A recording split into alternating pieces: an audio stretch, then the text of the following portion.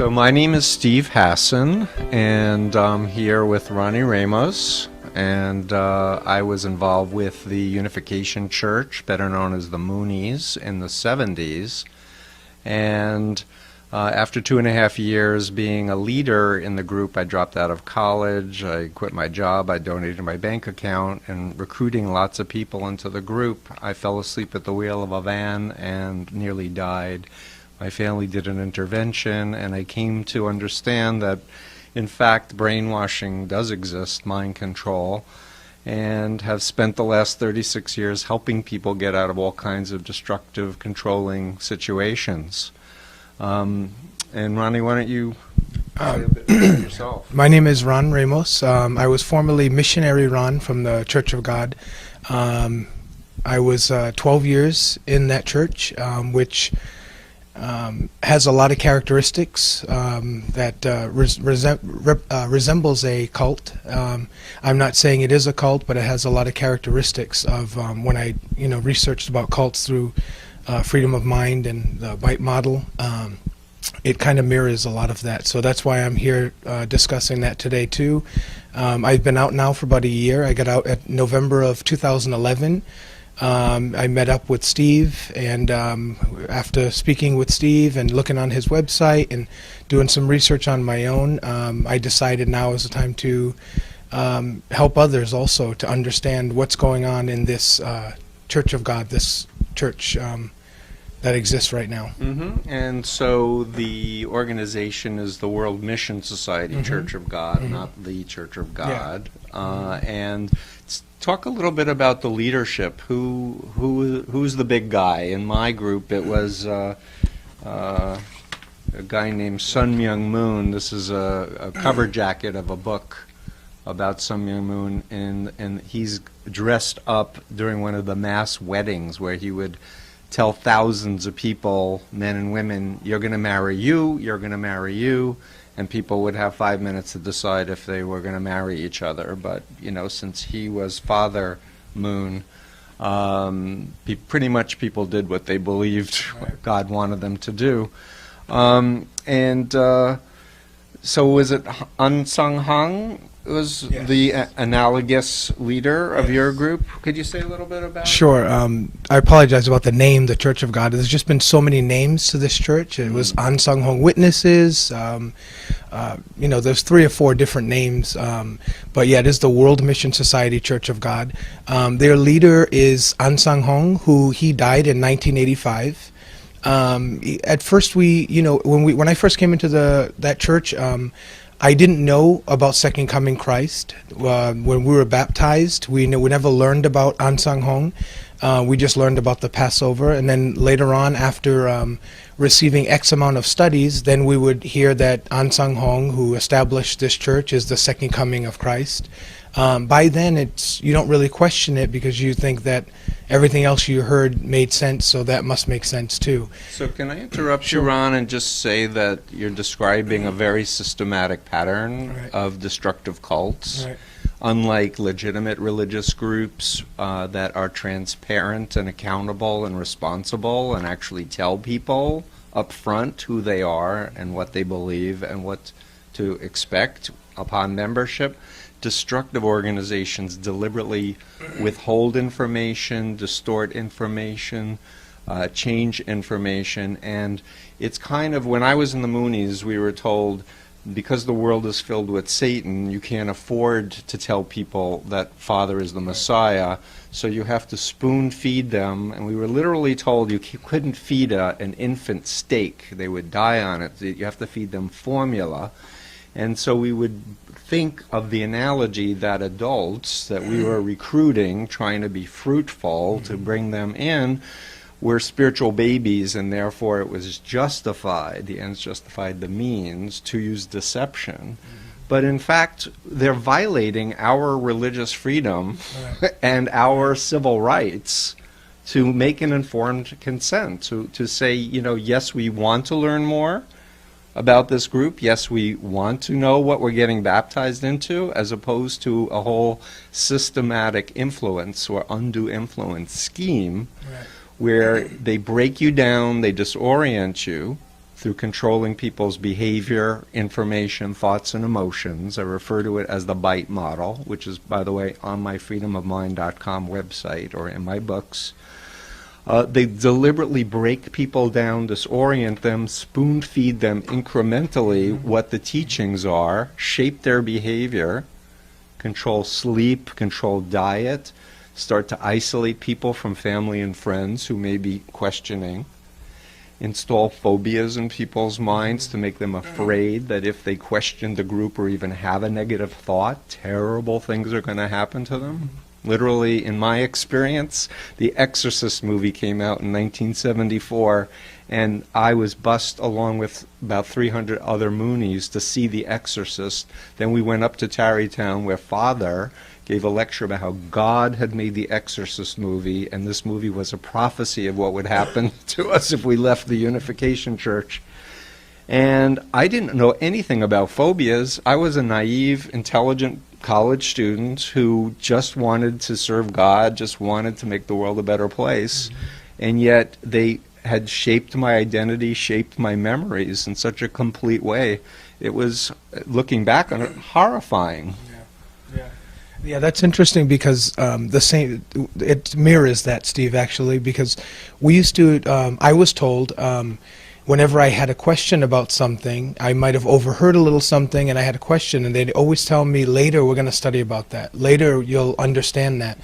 And it was so ironic because it's such a mind control and brainwashing that I was actually afterwards, I was actually using that same formula.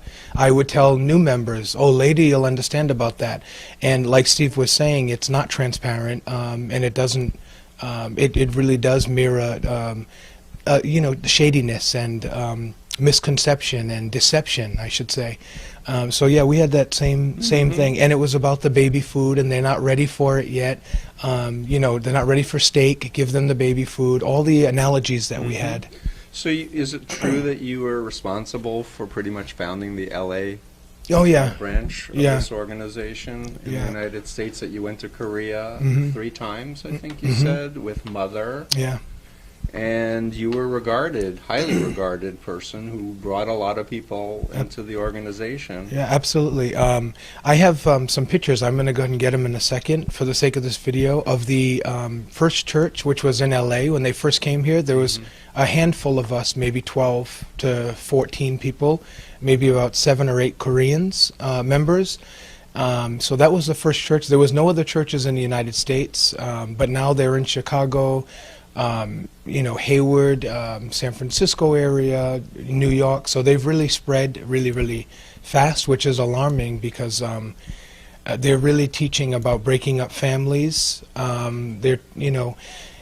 want to just clarify something. Sometimes it's not what they said, where they, necessarily said to go break up a family. Sometimes it's what they didn't say. And I want to explain a little bit about that.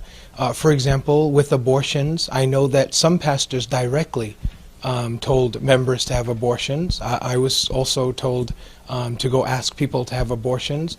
But sometimes for the members that weren't in a position like I was in as a missionary, and they didn't know about it, then it's what people didn't say. When somebody was pregnant or had said that they were pregnant, nobody in the church congratulated them. They were looked down upon. It's a physical thing. Why, if we're in the last days, why are you having a baby? Some people who are a little more aggressive would actually tell them, why are you having children right now? Don't you know we're in the last day? So I know of many members who came out now and who didn't get to enjoy the birth of their children. They felt so uncomfortable with having children in the church because it was really looked down upon. And Ron, because it was the last days, by the way, in my experience, 1977 was the last days, by the way. Yeah. And what is it, 2013? Yeah. But in any case, wasn't it true that your understanding when you were brought into the group in, 2000, that 2012 would be the end? Absolutely. I want to make this perfectly clear. I was taught a prophecy about 2012. I told my family, my mother, my brothers, my sisters, when we debated about the Bible and when they realized there was something wrong with the church that I was in, I told them that they need to believe in Mother and that the end is coming. When they asked me when, I told them 2012, according to the Bible prophecy. And they asked, my family told me, they said, what if we're here in 2013? Will you still feel the same way? Or will you change your mind about this church? I told them 100%, I guarantee we will not be here in 2013. So that's not something I came up with on my own. And also other members who came out who are not here right now will confirm that they also learned about 2012.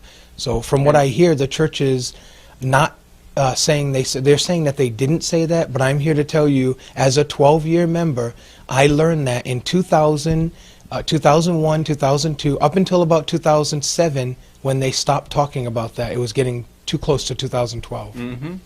So Ronnie, what were some of the things that you eventually got disillusioned about? Because I remember we had a conversation where you were telling me about the Ham teaching, Shem, Ham, and Japheth, and how the group looks down on black people, people of color, etc. It was exactly the same as the Moonies, I might add. Could you talk a little bit about that? Sure. We also, along with the 2012 prophecy, in the early days, we didn't have any black members at all in the church, and we learned a prophecy about Noah. Noah's three sons, Shem, Ham, Japheth, and Ham, which was a descendant of Canaan, represents the African area, which represents the black people. That's how they referred to as black people. Shem was the Asians, and Japheth represents the Caucasians. And they said directly that Canaan is cursed always, which is why black people are cursed, and they can never enter heaven. That's just something they taught. So I don't. And yet they're recruiting people of color and Latinos, and people don't realize that it's really a very bigoted attitude from the Koreans. Sure. And we were told, actually, pretty recently, probably about 2 years before I left, we were all taken into a room, and we were asked not to preach to black members anymore. That we need to preach to, they explained it as the last tribe, which is the tribe of Joseph. And they explained it that Joseph is he was the wealthy tribe because he went to Egypt and he became very wealthy. So we need to find the wealthy people, and they refer to the wealthy people as the Caucasians. So they said we have to find Caucasians. Don't preach to blacks anymore. Don't preach to Mexicans or Hispanic. We need to find the Caucasians now and bring them into the church. Interesting. Yeah. So tell me about some of the things you were told during your 12 years that you found out were lies about the formation, for example, the beginning of the church. Oh, as far as baptizing in the name, His son, right, and just right. whatever things that were important to you in your decisions and your realization. This is not true. Right. This is not legitimate. Well, when I got baptized in 2000, there was a lot of things that were not told to us. For example, we weren't told about Second Coming Christ, like I just mentioned. We were baptized and told to keep the Passover only until several months later. Then we were told about Second Coming Christ. The other things that we were never told that An Sang Hong had children. He had 4 children. An Sang Hong, he was supposedly baptized in 1948, which we have confirmed that he was, somewhat confirmed. We don't have records from the Seventh-day Adventists. But we were told that after 1948, when he was baptized, he began preaching the New Covenant. Well, come to find out now, he was in the Seventh-day Adventist Church for 14 years. So that's a big, that was one of the big things for a lot of us members that came out, because they said 37 years according to the prophecy. So they were linking prophecies with An Sang Hong's history, but it's not true history. So when you look at the 37 years, he didn't establish the church his own church until 1964, which is 14 to 16 years after he was baptized. So it didn't match up with the 37 years. Also, the other thing, he was married, and the woman who they call the mother, Jang Jil Ja, she also has children. They were both divorced from their previous wife and husband, and supposedly, we're not sure if they married each other, but the church has a wedding picture of them in some wedding clothing. So either it was bigotry, I think you call it, where you bigamy, or they're got divorced, which seems to be against the Bible, especially for God to do, if they're God, to get a divorce and remarry someone else. Talk about, because I've heard this repeatedly from people, marriages being disrupted. Like I said, once again, it's not so much what they said, it's what they didn't say. It was assumed that, I just want to emphasize that this church became so paranoid. When we had new people coming into service, especially over the last 4 years, when we had new people coming into service, people were told to go sit with them, keep an eye on them. If members, husbands or wives, were not strong believers, then they were kind of encouraged to not spend time with them, don't follow their way. So ultimately it caused a lot of divorces, separations, and on several occasions they were told directly. I was involved with one, I don't want to mention names, where I was told to go talk to the sister, or she was deaconess, about divorcing her husband directly. He was a bit of a troublemaker in the church, and a lot of times you have to understand, I was a tool being used, because they don't, especially the Korean pastors, they don't like to say anything themselves. They just meet with one person at a time and then tell them to go out and tell this one and that one. So in my it's very view, deceptive. we were pawns of a Korean organization that had a covert agenda for power and money, and in some cases illicit sexual relations. Right. And that's one. Can I just say something to you? Sure. That's one of my biggest things, is that when I talk to members who are still in the church now, and tell them about things, they all tell me, "Oh, the pastor never told me that." So the pastors keep themselves clean by telling the leaders, and then the leaders go out and tell them. So when it comes back to them, the American leaders. Yeah, the American leaders, when it comes back, it's always the pastor is very clean of anything, because he never actually told the members, but he told the leaders what to say. Except people like you are now coming out and are to tell the truth of what really went on. Right. And is it safe to say that you feel some sense of burden that you've recruited so many people into this organization? How do you feel towards the people who are still in and believing? Well, one man in particular who I really love a lot, and he's still a member there. He's a good friend of mine. I remember telling him, I told many people that even if I leave the church, to stay with Mother. Because that was my thinking at the time, that even if Satan causes me to fall away, make sure you stay with Mother. So when I try to contact them now to tell them about all the factual evidence, it's very difficult for them to listen, because they remember my words of don't ever leave and stay. So I was directing them, and I really, and a lot of people came in under me, to be honest. I could probably say over 100 came in under me, and then whoever they brought. So, and I was taught to say the same thing to my spiritual children and to the people I recruited, that even if I leave, you need to be faithful. And when I left and I tried to get them out and wake them up, they were like, "But Steve, you've forgotten Father's heart, Father and Mother's heart. And Father and Mother are your true parents, and your parents are just your physical parents." And fortunately, they've left now. Right. But it's a burden still. It's part of my motivation. I agree. Say something about children. How are children regarded? Oh, my wife, she was the principal of they call it the Sabbath school, and she would report it to me, and personally I seen it 3 or 4, 5, 6 times when I was in the kids' room. We had a small sanctuary, that's where the kids worshipped. And I would go sit in there on occasion to kind of see how they're doing. And the, 1-year-olds, 2-year-olds who were demanded to keep completely silent during service, which is unnatural for a child that age.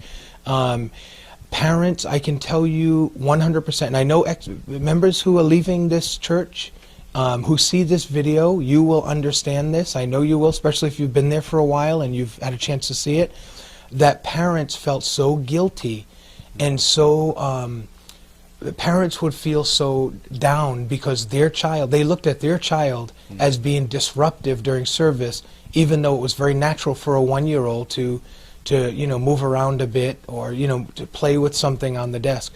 But they were always shunned so much that their child is doing that, disrupting father and mother's appointed time. So I really feel bad for the parents, but definitely the strictness on the children. Not only were the teachers very strict on them, but I actually watched their own parents become even so strict on them out of sheer disappointment that that their child is acting, which normal, but to them it was disrupting service. Yeah. So the parents were learning from the teachers. The teachers, the leaders in there were actually supposedly appointed by Mother God. So whatever the parents saw them do, whether it be hitting on the ruler on the hand, making them stand up for the entire service, or the older boys, like around 5 or 6, they'd have them squat in a kind of a squatting position for about an hour, bring them to a private room, and just all kinds of things that they would do. So the parents were learning that because they were appointed by Mother, this must be the correct way of disciplining. I see you have a photo. Yeah, I'm going to block out one picture's name, but I just wanted to show this was me. I believe in 2004, with the so-called mother of the church, or God the Mother, or I just want to make it clear that she doesn't proclaim herself as the mother of the church or someone taking care of the church or a motherly figure. The church members believe that she is God herself, female God. So I want everyone to kind of be aware. I went saw her 3 times. There was a lot of things that I saw that made me doubt, but of course once you get back to the States and you study more and you become indoctrinated more, you just believe. But yeah, this is the one that they say is the mother. So I am formally Missionary Ron, so I want to let everyone know that as of now I've become very free, not under the strict regulations of preaching all the time, and I'm encouraging other people to come out so that they can also live a good life, a happy life, without all the restrictions and fear factors of worrying about every day is going to be the last day. Right. And if the group is legitimate, it will stand up to scrutiny. And I believe that God wants us to use our free will. He wants us to use our minds to test what the truth is, and if something's legitimate, it will stand up to scrutiny, and I think you'll find that this group will not stand up to scrutiny. So if you are watching this video and you're wondering, I'd say, it's the beginning of the journey to start testing reality. And was there another question you had? Yeah, Ronnie, you said you were in the church for 12 years. Why did you only reach the level of missionary and not pastor? Because inside this church, particularly, the only members that were pastors, they had to be Korean. There was no American pastors, no Peruvian pastors, no Chinese pastors, Indonesian. There was only Korean pastors were allowed inside this church. So what I want us to say is you reach the highest level possible. Yeah, the highest level. I can't speak about the future, but I can tell you that as much as I was at church, as much as I studied the Bible, as much as I recruited members, I probably, in any other church, I probably would have been a pastor. But the only thing that I can think of is that's it. That's the level. Because pastors, they have access to the website. There's called a pastor's web page or whatever, where they kind of have kind of detailed information and the direction of things, and things that probably non-Korean is not meant to really see the direction of what's going on. So just one more pattern I want to mention as we're wrapping up, Ron, is the key about information control. We talked about deceptive recruitment and spoon-feeding people incrementally information. But as a universal, destructive mind control cults uniformly talk down former members and critics They say that they're apostates, that they've fallen away, that what they say is crazy or stupid or had never happened. If you read any of the media about Scientology, the former number 2 man, former number 3 man is telling about what they did inside the group, and the church is saying, we never told them to do that, that's a lie, it's all fiction. Book after book is coming out about Scientology, but they say no, and test for yourself is what I have to say.